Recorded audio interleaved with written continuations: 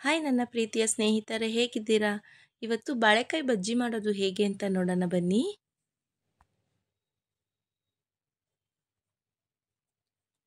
ಬೇಕಾಗುವ ಪದಾರ್ಥಗಳು: ಬಾಳೆಕಾಯಿ, ಕಡಲೆ ಹಿಟ್ಟು, ಉಪ್ಪು, ಸೋಡಾ, ಓಂಕಾಳು, ಎಣ್ಣೆ ಮತ್ತು ಖಾರದ ಪುಡಿ.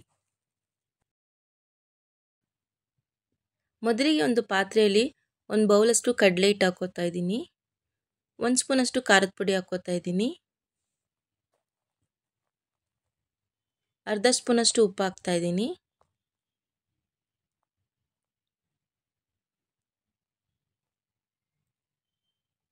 ಕಾಲು ಸ್ಪೂನಷ್ಟು ಸೋಡಾ ಹಾಕ್ತಾ ಇದ್ದೀನಿ. ಅರ್ಧ ಸ್ಪೂನಷ್ಟು ಓಂಕಾಳನ್ನ ಈ ಥರ ಕೈಯಲ್ಲಿ ಸ್ಕ್ರ್ಯಾಶ್ ಮಾಡಿಬಿಟ್ಟು ಹಾಕೋಣ. ಈಗ ಸ್ವಲ್ಪನೇ ನೀರು ಹಾಕ್ಬಿಟ್ಟು ಮಿಕ್ಸ್ ಮಾಡ್ಕೊಳ್ಳೋಣ.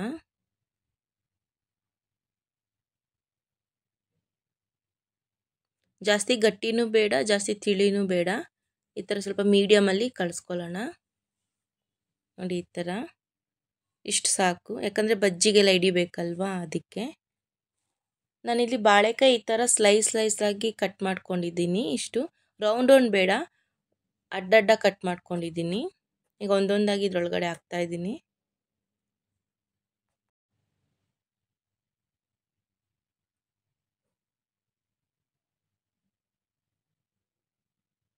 ಈಗೆಲ್ಲ ಚೆನ್ನಾಗಿ ಈ ಥರ ಕಲಿಸ್ಕೊಳ್ಳೋಣ.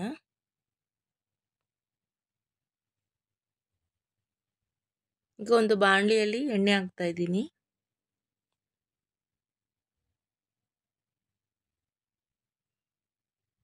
ಈಗ ಎಣ್ಣೆ ಕಾದಿದ್ದೆ, ಒಂದೊಂದಾಗಿ ಬಜ್ಜಿ ಹಾಕ್ತಾ ಇದ್ದೀನಿ.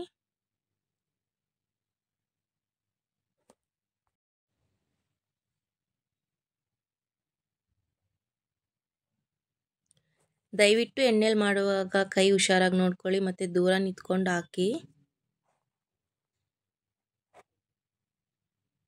ಈಗ ಎಲ್ಲ ತಿರ್ಗಿಸ್ಕೊಳ್ಳೋಣ. ಒಂದು ಸೈಡ್ ಬೆಂದಿದೆ. ಆದಷ್ಟು ಕಮ್ಮಿ ಉರಿನೇ ಇಟ್ಕೊಂಡು ಬೇಯಿಸೋಕ್ಕೆ ಟ್ರೈ ಮಾಡಿ, ಇಲ್ಲಾಂದರೆ ಸೀದೋಗ್ಬಿಟ್ರೆ ಚೆನ್ನಾಗಿರಲ್ಲ. ನೋಡಿ, ಇವಾಗ ಆಗಿದೆ.